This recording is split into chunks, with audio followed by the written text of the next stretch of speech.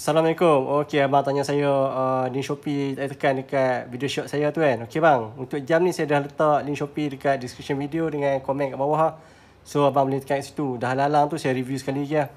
Okey ni bang, jam yang apa? US Submarine ni, Adventure ni. Dia punya tali jenis jelly, nampak?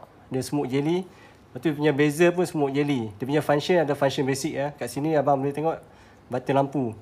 Okey, lampu dia warna biru ah. Smart lampu dah. Okey, kat sini pun dia butang lampu.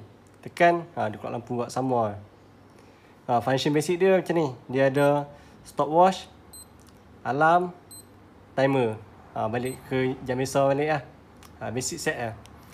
Lepas tu ni dia punya back case Submarine model TP1543. Tapi dia punya jam ni memang berat lah. Terasa dia punya premium. Okey, tapi harga mampu milik. Untuk tangan besar pun boleh pakai, nampak saya tangan kecil je, tangan S. So saya pakai dekat butang nombor 3 ni.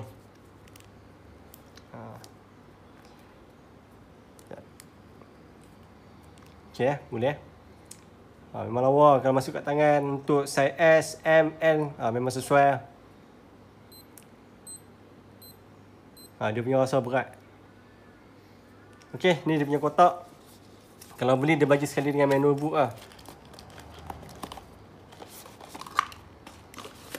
Okey, ni dia punya manual book. Nak setting jam apa semua dia dah ada kat dalam ni.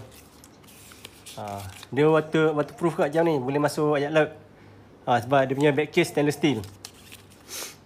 Okey, ni dia punya warranty. Nampak? Setahun warranty dia bagi. Memang terbaik lah.